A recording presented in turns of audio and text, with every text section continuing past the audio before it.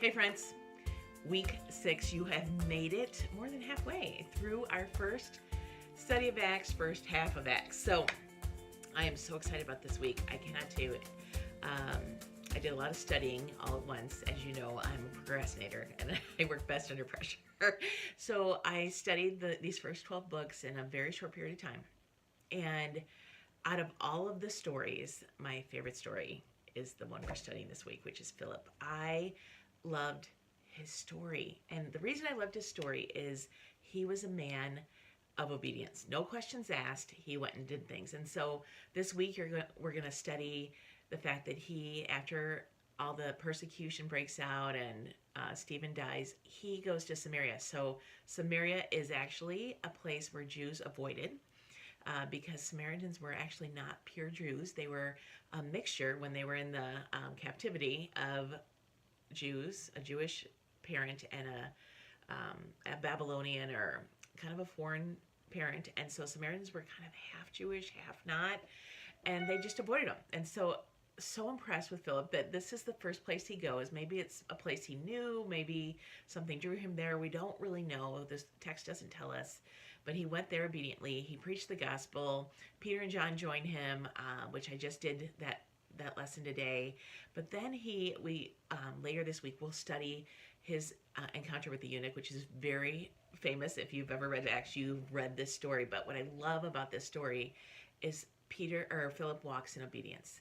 And a lot of times the Spirit didn't tell him all the things he was going to do. He only told him the next thing. And so as we'll see with the story of the eunuch, the Spirit tells him, go down this road. And, you know, if it were me and you and all of us, maybe we would have asked, doesn't look like there's anything down this road. Are you sure this is the road? But Philip why do I keep saying Peter? Philip goes, we should edit it out, but we can't. Philip goes down the road, discovers the eunuch. The Spirit says, go talk to him, ask him what he's reading. He does. He happens to be reading Isaiah. So Philip gets to unpack Isaiah and the gospel with him, becomes a believer, and then Philip is just kind of taken up and moves somewhere, and we don't really see him again. And so I just wanted to go over 3 steps that I learned from Philip, the 3 takeaways I learned from his story. And the first one, I think, is early on when we encounter Simon the sorcerer, is we need to get our hearts right with God, right? And so we need to have that pure motive of wanting to do ministry and bring glory to God. And a lot of times the Spirit talks to us when we're willing, when our heart is open. And so we do that by obviously practicing before we need it, right? So daily making that appointment with God, spending time with Him, praying throughout the day, doing the things we've been talking about all through this study, right? Not turning on our phones right away, not in the morning, not stopping to pray throughout the day, just being aware of God and who He is. So that's the first step. Get your heart right with God. So after that, I think the other thing I feel like I learned from Philip is that he had a willing heart to do small things, right? Like all of the steps he took were small.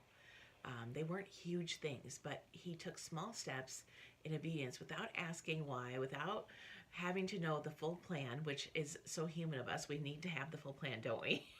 I know I do. I would like the full plan right now.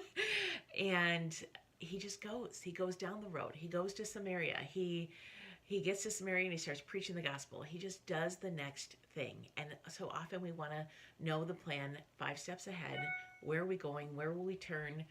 What is the result? When we just need to be obedient today. And then the last thing is just be obedient when you hear the Spirit say, go. So if the Spirit says, go here or do this, that we would be obedient. And to do that comes full circle back to point 1, which is making sure our hearts are right with God, making sure we're seeking His wisdom and direction at every step. So I hope you have enjoyed the story of Philip as much as I have. That is one of my favorite stories so far. Can't wait to see you on Monday. We'll see you then.